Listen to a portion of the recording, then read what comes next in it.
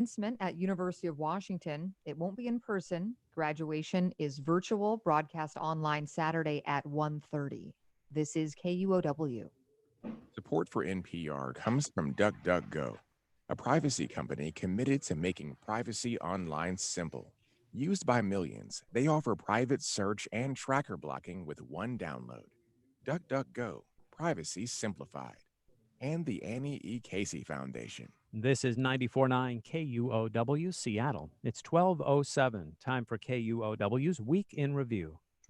I'm Bill Radke. Welcome to Friday, and thanks for joining us. This is the time we get together at the end of the week and figure out what went on this week and what it all means. And I'm so happy to be here with Seattle Times investigative editor Jonathan Martin, The Stranger staff writer Jasmyne Keimig, and GeekWire's civic editor Monica Nickelsburg. Hello to all of you on my laptop. Thanks for coming. I appreciate it. Hey, Bill. Thanks, Bill. Thanks, Bill. And if you are curious to see the state of our living rooms and bedrooms and colleagues' safe houses and otherwise our backgrounds, you can see us streaming all of this live at facebook.com/KUOW Public Radio or on YouTube. That's /user/KUOW949. We'll do it visually. Okay, well, of course, this week saw the creation of the Capitol Hill Autonomous Zone, the CHAZ, outside the boarded up police precinct building, and we're going to discuss that. Let's begin with the story of what led up to the CHAZ. This little sample is from Monday from the Stranger's live feed of the Capitol Hill protests. Protesters are throwing things back. There's a table right now. Jasmine, do you know what's happening in this audio? Yeah, so that was actually my voice that you could hear. We were watching a line of police officers of SPD push back a line of protesters using flashbangs, using pepper spray, using tear gas, and where the Stranger's located is right on 11th and Pine above all the action. And so we are really able to get a bird's eye view of everything that happened, at midnight on June 8th. Being right there. I'm sorry? What's that been like, being right there? Your office is right there at 11th and Pine. Yeah, I mean, it's been incredible, the views that we're able to see. A lot of the videos that we've been taking of the protests have really allowed other people in the city to see what exactly is going on. It also kind of puts us, on the front lines too. That night, a part of that same stream, we all got, tear gassed because our windows were open and are old. And a lot of the, the chemical agents filtered into our newsroom. And that was a very kind of terrifying experience. But it's been really useful for us as a journalist to be able to kind of get, those images of the protests out there to the community of Seattle and the world. Monica, you were on Capitol Hill, was it earlier this week?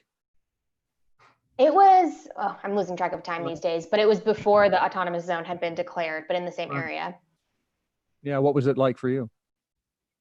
I went there earlier in the day and it was very peaceful. It was a small group of folks who were talking about ideas for next steps and for police reform. Jonathan, Jasmine mentioned tear gas. Didn't the SPD ban tear gas at some point this week? What happened?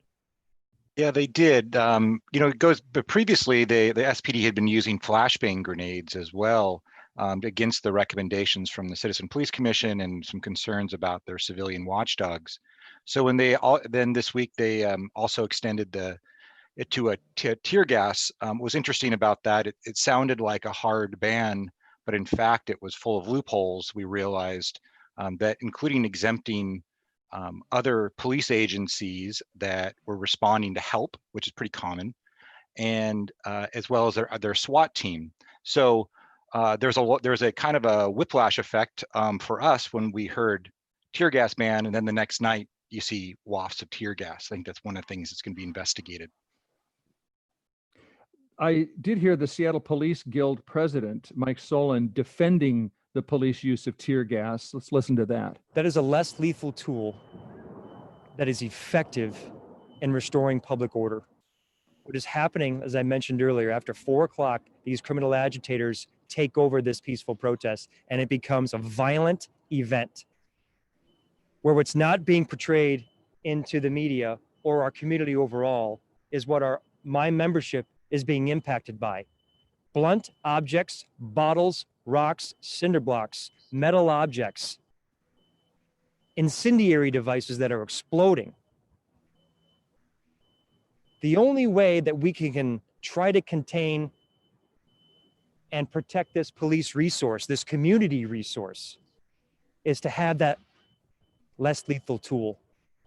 That is the only effective method that clears that violent behavior, that protects my membership. If the city is going to remove that from us, sadly, the only option available then for us is physical interaction. What are city leaders saying should replace tear gas in the police response? Jasmine, do you know are they talking about an alternative, or just drop back and you figure it out? Yeah, I mean, I think they're really advocating to not use it. And I would want to push back a little bit, on the man who just spoke. They're reacting to protesters that don't have, proper ventilation masks, don't have the same type of body armor as, the SPD and the National Guard are equipped with. I don't think that it was really a proportional response, at all to the peaceful protests that were going on. And it turns out one of the responses to that could be retreating from the site, which is what they actually did. There was, that had been kind of an open wound of conflict going back to the Monday after the Saturday. I'm losing track of time as well, but almost, the Monday like 10 days ago, when there was a kind of a flashpoint moment for the first conflict at that corner. We saw the police grab, we now in our newsroom call the pink umbrella incident, where the police grabbed a pink umbrella across the line, and then that then resulted in the first use of the tear gas at that site. And it remained this conflict point because of the 3rd precinct's location right there, until the police decided to pull back. So that was one of the less lethal alternatives. Mm-hmm. So now we're getting to the police pullback and the Capitol Hill Autonomous Zone. Why did Seattle police, they didn't say abandon, why did they step away from and to some extent board up their East Precinct building?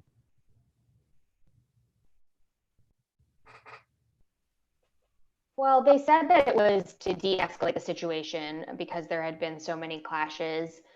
From my read, just watching events unfold, it seemed like they maybe felt that was the only option after the mayor announced a 30-day tear gas ban, and then a day later, tear gas was used on the streets. Whether or not that was through a loophole, the optics just looked like the police are the ones escalating this. And so I think it's possible that they felt this was kind of the only thing that they could do other than continuing to clash with protesters every night. And the police chief sent a video to her staff and said she didn't support that retreat. I want to update you all on the situation at the East Precinct. Leaving the precinct was not my decision. You fought for days to protect it. I asked you to stand on that line day in and day out, to be pelted with projectiles, to be screamed at, threatened, and in some cases hurt. Then to have a change of course nearly 2 weeks in, it seems like an insult to you and our community. Ultimately, the city had other plans for the building and relented to severe public pressure. So has Mayor Durkan owned that decision? So is the chief publicly opposing herself to Mayor Durkan on that call? One of the challenging political issues here is the fact that Carmen Best was in fact not Jenny Durkan's first choice as police chief. And now, but she's been very sort of hand in hand with Best so far in this. So when Best says that she's essentially apologizing to her officers for holding the line at the 3rd precinct for 10 or 11 days, I think Best is going to be dealing with a really kind of restive police force. She's got officers who are clearly upset about the way they've been portrayed And the way that what I've heard is that the feeling like the rug was pulled out from under them by the mayor. I do think it's worth saying, just for the point of fairness, that the police said, and the FBI as well, said there was credible threats of arson at the 3rd precinct, and that they were defending a building. I think that's one of the credibility of that threat is one of the things that needs to be examined in an after action report. We need to really understand what the threats looked like. And certainly, I think that what the police's officers' contention that we've heard as well is that they were being pelted. That also needs to really be examined. Right. And I think, after that retreat, there was perhaps some expectation that it would, something like arson would happen. But, as we're seeing with the Capitol Hill Autonomous Zone, really the opposite has been happening and going on. It's been extremely peaceful. Right. Here's a little picture of that. The police left the precinct. The protesters have settled in, and so have the TikTokers. Random things in the Capitol Hill Autonomous Zone that just make sense.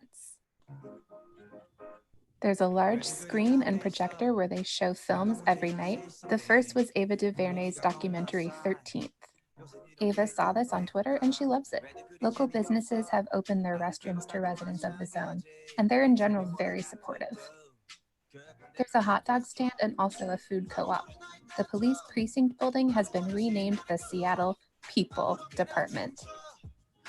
The entire movement is about justice for Black lives, and there's a memorial to George Floyd, and many other names have been added.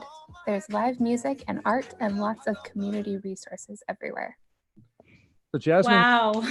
I hadn't heard that before. That's so sweet. It sounds sweet. You're working right there. Does that sound accurate too? Yeah, no, it sounds completely accurate. I was walking into work this morning and I saw people sweeping the streets, in CHAZ, right on 11th and Pine, cleaning up. The No Cop Co-op is expanding. They need more storage because people keep donating items to their little co-op. There's gardens, there's teach-ins. Last night, I watched a bunch of local artists finish painting a street mural that extends from 10th to 11th down Pine that says Black Lives Matter. It was, inspired by a similar act in Washington, D.C., done by their governor and their city. It is barricaded, along 11th and Pine and 12th. To kind of prevent any cars from coming through. But it's a very, open, interesting kind of street fair meets commune region of the city at this moment.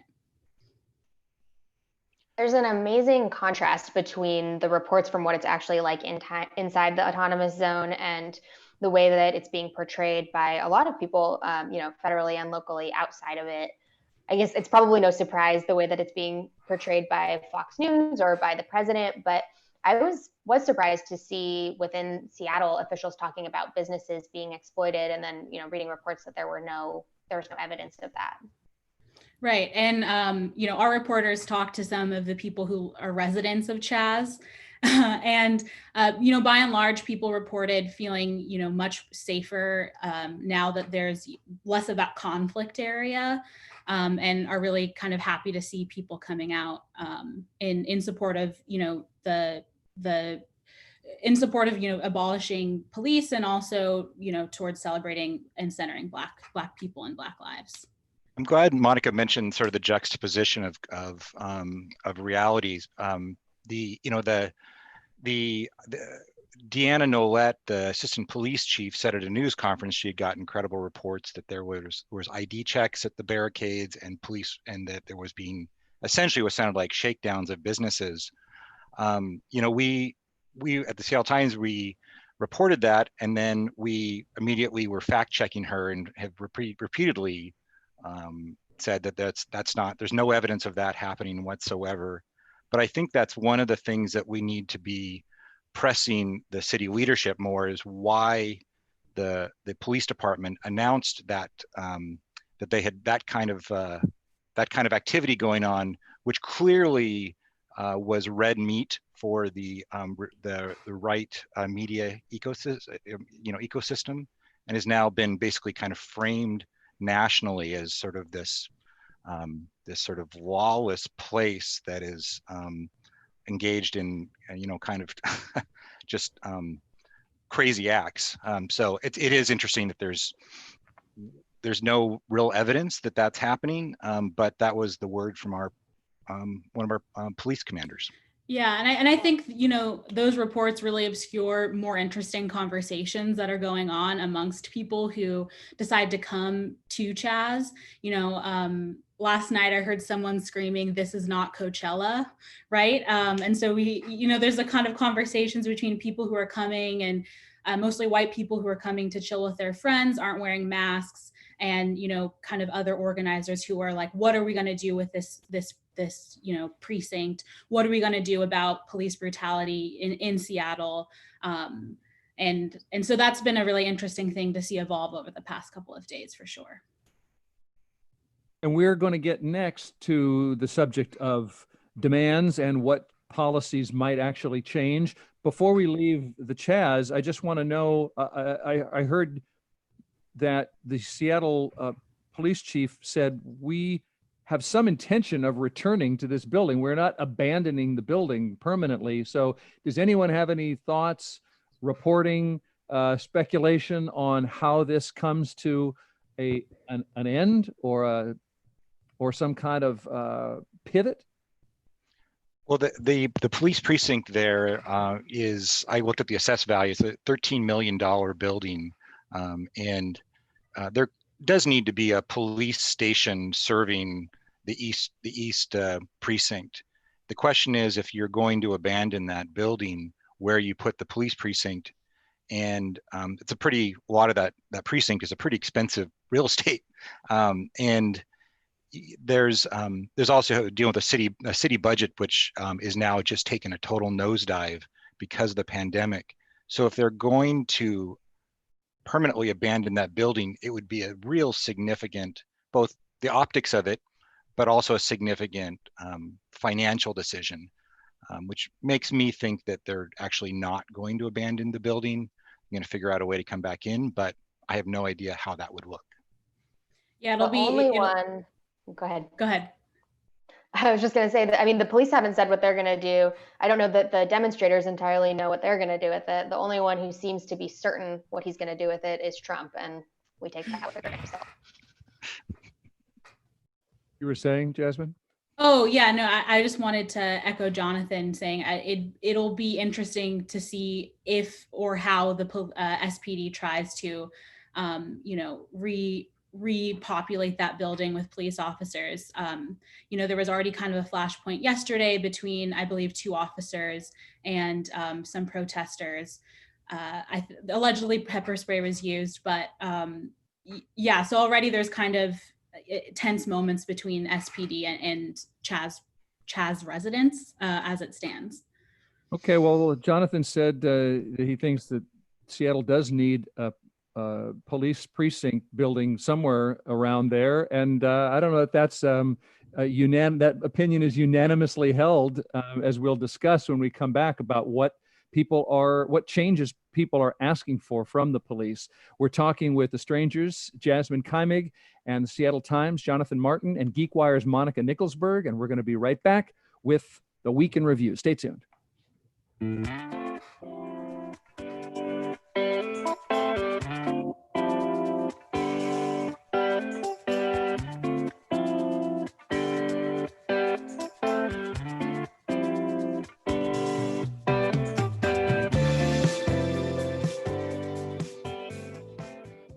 Support for KUOW comes from Bill and Paula Clapp, who salute the 160 members of Global Washington who are addressing the COVID crisis in the developing world. Learn more about how to help at globalwa.org. 94.9 KUOW, Seattle's NPR news station. Sound stories, sound voices. It's 12:26. Rainy and 57 degrees in Seattle. A rainy afternoon is what we're looking at with a high of 62. We now return to KUOW's Week in Review.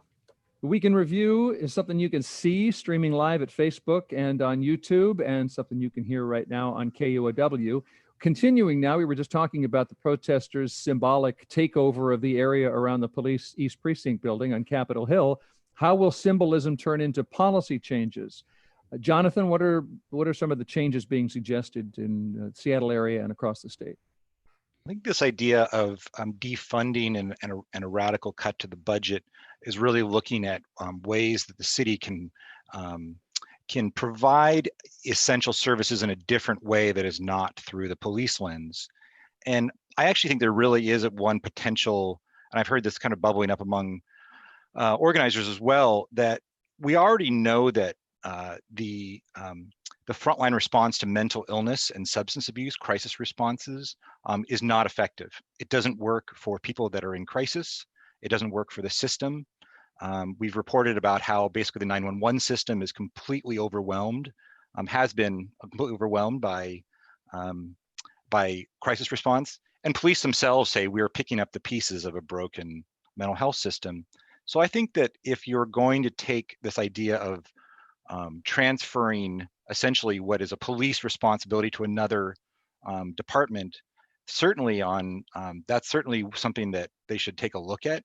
I think there's also some question about homelessness services response, the role that police play in those as well. Monica, the city council is, the mayor already rejected a 50% cut in the Seattle Police Department budget. And we're already in a time of budget cuts anyway. Do you have any thoughts on what we're likely to see from the Seattle City Council? Well, I don't think we've seen or heard the last from the city council on this issue. This is a very, very activist friendly, pretty progressive city council that I think is, really listening to these demands and to the idea of rethinking how we fund social services. So I don't know that initial no from the mayor is the end of the road, but obviously it is an issue with a lot of obstacles in the way, and that's why it's been so slow to change. Jasmyne, the Minneapolis City Council voted to defund the police entirely. We don't know what policy shape that's actually going to take. San Francisco's police are no longer responding to non-criminal calls like neighbor disputes or reports about homeless people. What do you see happening in Seattle? Yeah, I mean, I could definitely, I think my most hopeful outlook is that we see something very similar.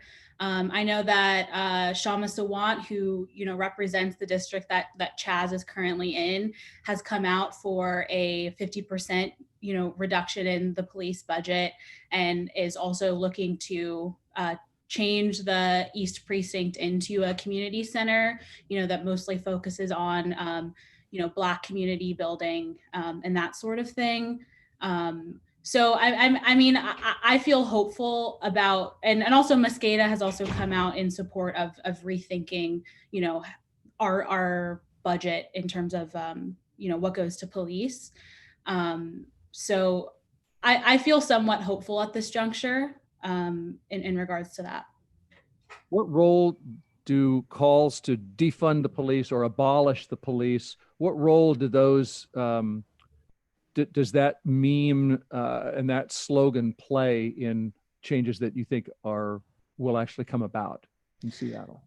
Well, I mean, I think it's a huge it's a huge underpinning of this whole movement in CHAZ. I think that whether or not those demands get listened to is something to be seen, but I think that it's something that's shared widely within the autonomous zone.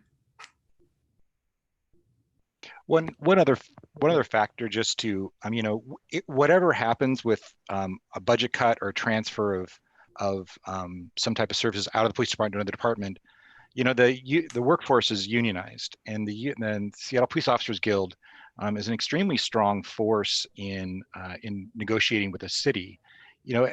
We've been in a consent decree now since 2012, and most of the reforms that have happened with that consent decree, including police accountability and crisis response services, that kind of stuff, has been negotiated. And the police officers the Guild has oftentimes gotten wage concessions as a result of the agreements to change. So if there's going to be a 50% pay cut a 50% cut to the budget, that's going to make the federal consent decree discussions look like a warm-up act. So this is not, there's a complicating force there. Why does the Seattle Police Officers Guild have so much power compared to the city representing the taxpayer who they're negotiating against? Why is that? I mean, it's a strong labor town for one thing. Labor has a lot of power. You know, the workforce is entirely unionized. They're unified. I mean, the guild represents them vigorously. We see in cases where officers have been disciplined, just even last year, through the guild negotiated arbitration process, officers have gotten their jobs back who have been fired or disciplined. You know, this is you see it around the country, the same discussion happening. Police unions are responding vigorously, and I don't think they're going to, I wouldn't expect them to take a defund the police movement on its face. And I think they're going to, I've already said, they're going to fight it.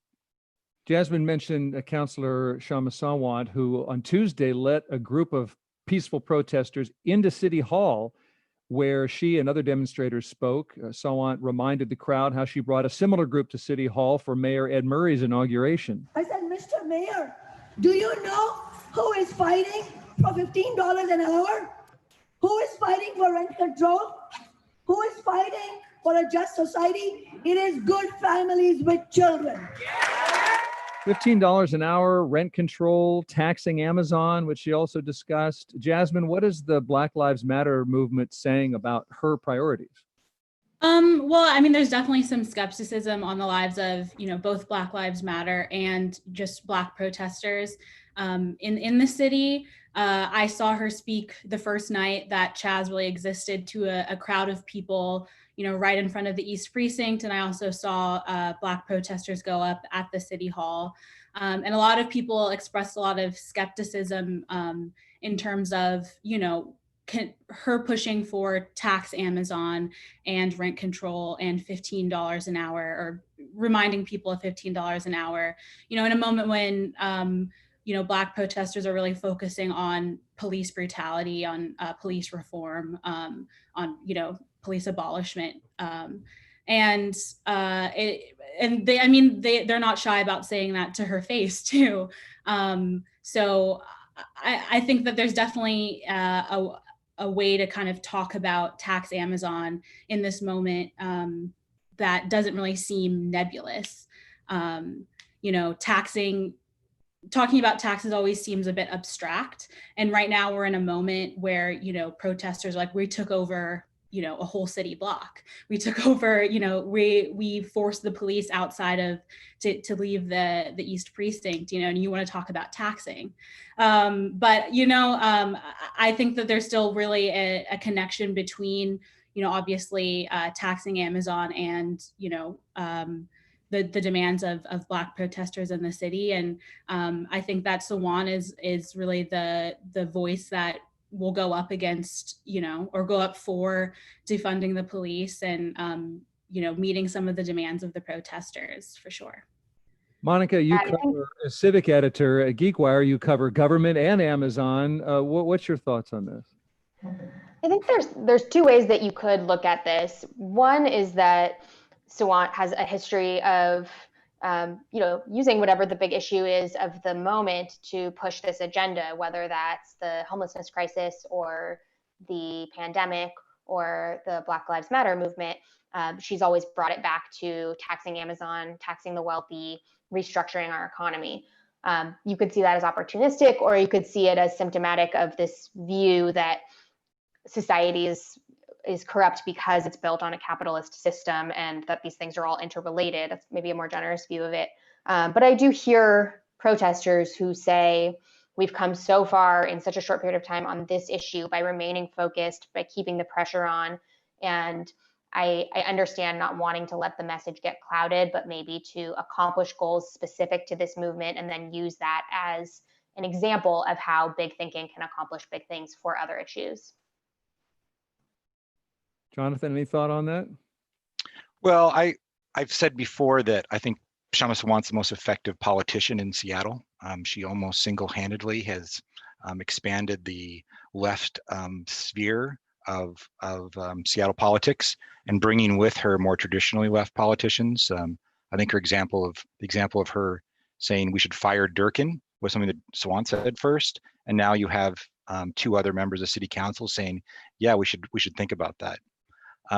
One thing about the tax Amazon, I really do, and going to Jasmyne's point, you know, I think that the focus on Black lives right now, I hear those protesters, and so the Sawant bringing up her greatest hits of, you know, tax Amazon, I understand why for protesters that would feel discordant. One thing with the city is going to be dealing with, as I said, is a massive budget hole. And there's going to be a pressure from this council to find money somewhere. And so whether or not that is tied to the George Floyd protests, the Black Lives Matter movement, the tax Amazon issue is going to be coming back because of that budget pressure. That's my prediction. I think that the energy behind taxing Amazon could be higher now than ever before, because at a time when so many companies are suffering financially because of the pandemic, Amazon has seen their sales just skyrocket as lots of people sheltering at home turn to online shopping. Yeah, this is a fascinating moment to me, whether you look at this as a case of fuzzing out the message, or whether you look at it as a case of don't let a crisis go to waste. And, you know, this is time for big thinking. This is something we're going to keep talking about. I want to talk about one piece of all of this. Monica, you report for this tech news site, GeekWire. There's a piece of technology that is at the heart of the police brutality, publicity, and investigations, and the protests, and the police response, and our biggest corporations, and that is the camera. Will you fill that in for us?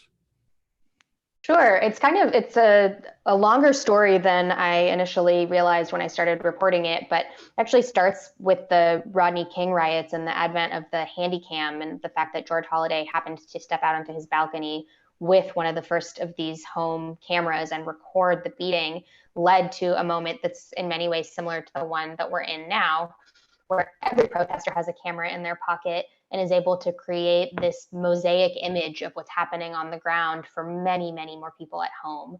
It's also what started this with the killing of George Floyd. The fact that it was caught on camera made it unique from many other incidents of police violence that we know happen every day. So in that way, the camera is really, I think, responsible for where we are now. And some people are also looking at it as a potential solution to police violence in the form of body-worn cameras, but that's a little bit more complicated than it might seem. Yeah, body-wearing cameras. Is it Mayor Durkin who said this week that police will have their body cameras on at all times? And why was that not happening before? It wasn't happening before because of a longstanding policy that police were not allowed to record peaceful protesters for fear that it could add to targeting of particularly protesters of color who have a history of being targeted in the past. If they're recorded demonstrating, then it could become evidence for police to find those folks. But there were some calls among the protesters to have the body cameras turned on, but it's still something that gives groups like the ACLU concern because it increases the risk for protesters, and a camera that's turned on that records footage that's viewable by police officers as they write their reports isn't necessarily the objective transparency tool that you might think. Jasmyne, you're stationed right there on Capitol Hill. What are protesters telling you about how important or not important police body cams are during protests? They're definitely asking for it to be turned on. But I think the accessibility issue is also something that they're bringing up about, will that footage be available to people to access, right? Is it something that only police are really the ones looking at and reviewing? So there's a lot of calls for, not only the names of police officers that are involved in, really racialized acts of violence, but also for that footage to be made available. Jonathan, why is there no body cam footage of the police restraining and eventually killing Manuel Ellis in Tacoma? Is that business as usual in Tacoma? Yeah, because the Tacoma police officers have not negotiated that that body cam legislation. It is interesting that the going to Monica's point about sort of the cameras, cameras not necessarily worn by police, but being influential in our framing. That's Manuel Ellis' case is a good one. There was the video of him being beaten, and also the audio of him saying "sir" to police officers, having difficulty breathing, has now helped sort of frame our thinking about that case, which, that was it took him a month between about 2 or 3 weeks between a finding by the medical examiner. There was a homicide, and the Pierce County officials releasing that finding. But now we've seen the video and heard the audio. I think there's a lot more attention to that case. There was this bystander video and a security camera. And right. Monica, Amazon and Microsoft seem to be changing their line on facial recognition. What's going on there? Yeah, so what's going on with Microsoft is they've never sold their facial recognition product to police forces in the US. That's what they say. And they've pledged that they will continue not selling it until there's federal regulations of the technology. What happened with Amazon, I think, is a little bit more interesting. They've been under pressure for years from civil rights groups like the ACLU to stop selling their recognition product to police forces. And they have not really changed their tune at all over that time, despite pressure and a number of studies that came out that showed that the technology misidentifies people of color and women a lot more frequently than white men. But because of the moment that we're in right now and the pressure on these companies that were very quick to issue statements of support with the movement, but slower to actually change their internal policies in response to it, because of the pressure on that, I think we're seeing Amazon now say that they're going to agree to a 1-year moratorium on selling facial recognition to police forces. But they're not pulling it back from police forces, right? Have we seen evidence that across the country, police have used Amazon facial recognition technology with regard to these protests? With regard to the protests, I haven't seen reports of that. And we really only know about a couple of police departments that are using the technology. There's not a ton of transparency around this. We don't know very much about whether federal immigration forces or other federal law enforcement forces are using the technology. But we also don't know if Amazon's going to yank it back from anyone that they've already sold it to. They published a very brief statement about the 1-year ban. There's not a lot of information about whether that means future sales or existing partnerships. And there's still not much information on Amazon's Ring business, which also works really closely with law enforcement. Okay, another aspect of all this has been the change in the minds of white Americans, according to surveys. And we're going to discuss that and talk about the little pandemic that we rarely get a chance to get to these days when we return on the Week in Review on KUOW. Stay tuned.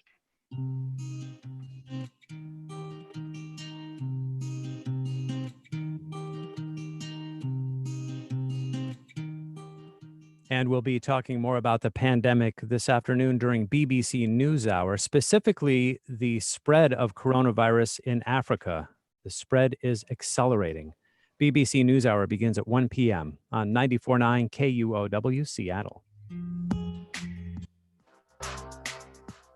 Support for KUOW comes from Bruce Titus Tacoma Subaru, offering customers a virtual car buying experience to help them find the right car for their lifestyle. Cars can be picked up or delivered. Payment options online. Learn more at tacomasubaru.com. 57 degrees and rainy in Seattle. 62 is today's expected high. It's 12:46, and we return to KUOW's Week in Review. This is Bill Radke here with GeekWire's civic editor, Monica Nickelsburg, Stranger staff writer, Jasmyne Keimig, and investigative editor for the Seattle Times, Jonathan Martin. And if seeing is believing, then you can watch the whole thing happen at Facebook or at YouTube. Continuing on now, Jonathan, the Seattle Times ran a column this week about the remarkable shift in white Americans' opinions around racism and police brutality. Will you describe that shift, and do we know why it's happening? Yeah, there was a poll this week about that spoke to the shift in believing that the criminal justice system was racism in the criminal justice system, and the swing was just enormous, like a 40-point swing, so much so that a sort of veteran pollster said he'd never seen that kind of a swing before. Republican pollster, correct. I was thinking about this, and I think that, I think that for one thing, you need to really give credit to the groundwork laid by police reform organizers. They've been at this work diligently, since Rodney King, but certainly Ferguson was Flashpoint. And I also think that, for white America, we saw that the Obama era DOJ was really aggressive with local investigations, doing these consent decrees that, like such as the one Seattle has, that resulted in some reforms, although they have not been universal. And then with Trump, he's completely blown that up, just stopped doing that. And the messaging from the Trump administration has really just sown more racial division. And I think that, white America might just be finally like, this is not going to change through the structures that we have created, and Trump's approach has sort of had the opposite effect, that I think, than what he may have intended. Jasmyne, how do you react to these surveys like this, and just what you see in Seattle and across the country? Yeah, I mean, speaking, as a Black woman, it is really interesting to see, the story kind of fundamentally hasn't changed. And so I'm always curious more about, what conversations are like my white friends, why my white family members having with each other. Like I'm also curious about what makes this different. That's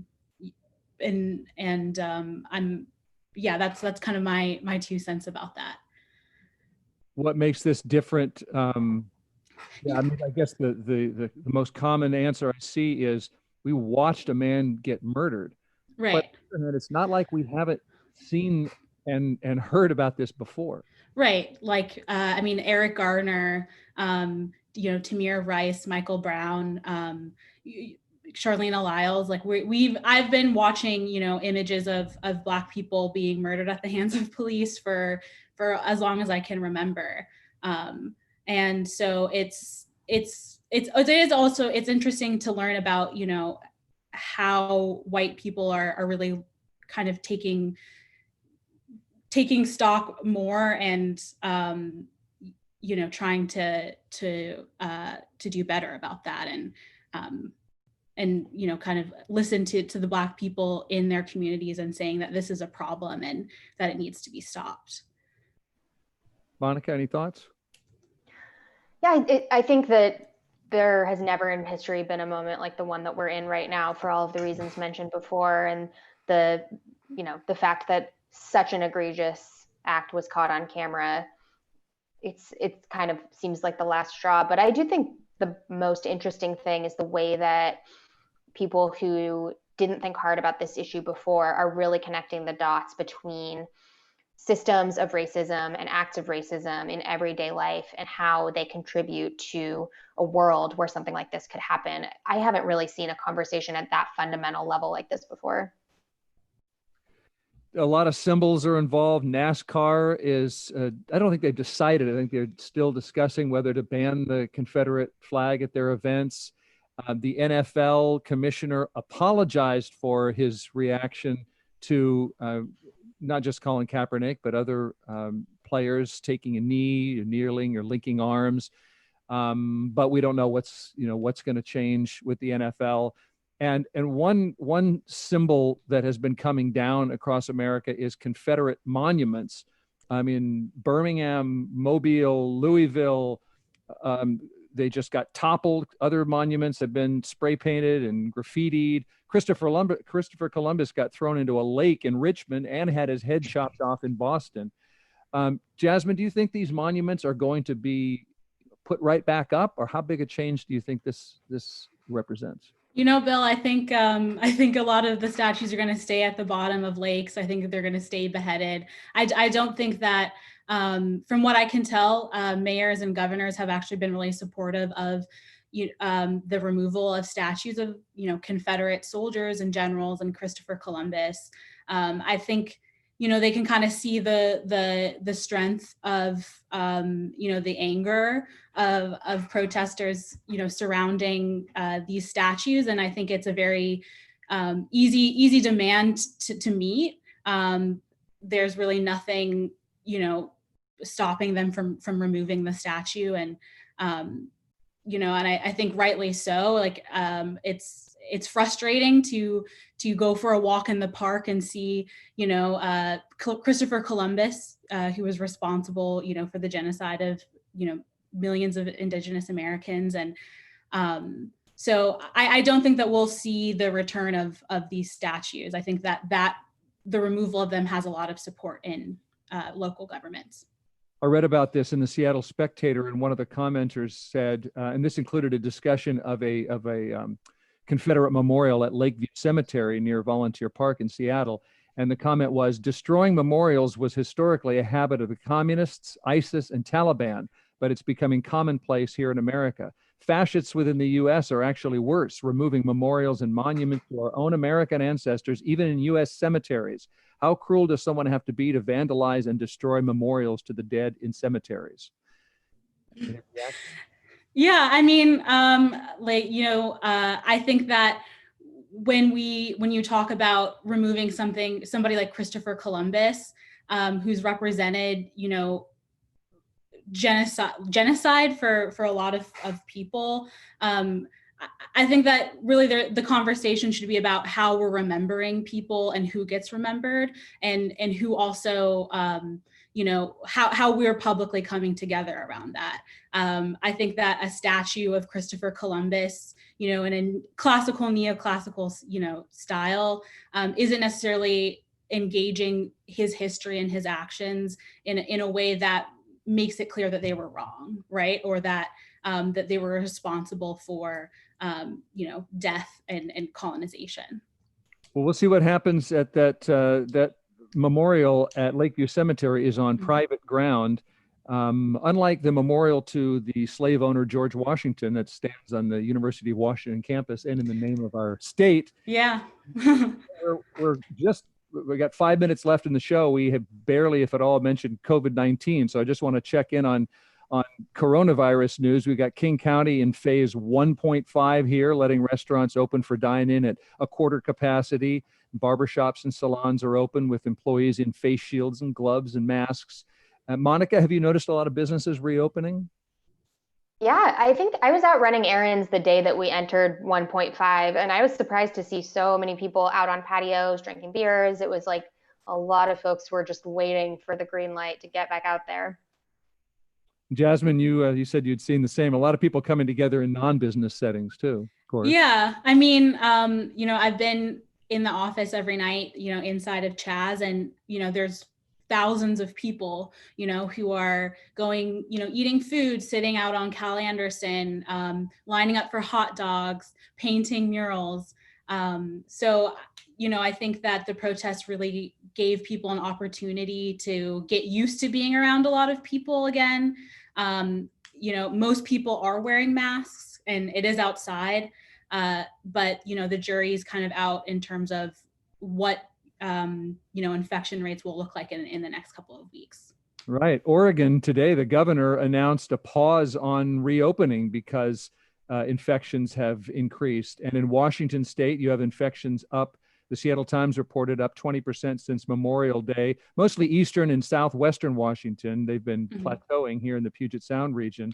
But Jonathan, when King County ordered masks, they said they weren't going to enforce it. Is anybody actually stopping a barber from cutting with no mask, or a restaurant from seating at 50% instead of 25% capacity? No, we did a story early on about residential construction firms that were continuing to swing hammers despite the lockdown, and we're kind of just surprised then, and continue to be surprised. There's been virtually no enforcement. The state could be pulling business licenses, theoretically they could be issuing fines, that kind of thing. We've seen almost no enforcement. To me, the most effective enforcement is the comfort level of both customers and workers. You know, I thought about, like Monica, I thought about going and getting a beer at the Fremont Brewery on Sunday. And, you know, seeing the crowd kind of made me queasy. You know, then if you go try and find a restaurant, your waiter looks like they're about to give you like a dental exam, you know, gloves, mask, and it's not exactly sort of the relaxing experience you're used to. So we've got a ways to go, I think, before, even if we got to phase 2 or 3, a ways to go to make it feel comfortable. Yeah, well, that's a key phrase, isn't it? Whether it's not the experience you're used to. And so if you're right, it's a comfort level. If you look at that waiter, that server, that whatever it is, that colleague, and the fact that they're masked up or wearing gloves seems apocalyptic to you, right? Then, as opposed, but maybe it just be, if it's normal, it's normal. If it's courteous, you know, there are places around the world where that's a sign of respect and thoughtfulness. I mean, the last thing I want to do when I go and have a romantic dinner with my wife is to just be thinking about the potential infection around me. And it's not exactly a restaurant experience for me, but I also feel for workers, for restaurant workers in particular, who've been away now for a long time and are coming back to a very different experience. I think that my friends who are in the retail business say they're really tailoring their responses by the comfort level of the workers. Right. Well, here we are at the end of the show. Any other thoughts on this weekend? What you expect, what you hope for before we say goodbye? I'd like to see you out at CHAZ, Bill. Yeah. Well, actually, KUOW has clarified its policy that reporters can go to these demonstrations. Oh, great. Separate from report, we do as reporters, but yeah, I may or may not have been to the one on Rainier Avenue slightly before that guidance came through, but who is sure? Things are up in the air these days. Monica, how about you? I hope the weekend is full of more peaceful demonstrations. I'm heading down there as soon as we hop off this. Okay. Well, it's been great seeing you. Not close enough. I hope we can do this in person sometime. Thanks for coming in, reviewing the week's news with us. Thanks a lot. See everybody. Thank you. Seattle Times, Jonathan Martin. The Stranger's Jasmyne Keimig. GeekWire's Monica Nickelsburg. I'm Bill Radke. This show is produced by Sarah Leibovitz with streaming help by Juan Pablo Chiquiza and Teo Popescu. And we look forward to seeing you again next week. Thanks for tuning in.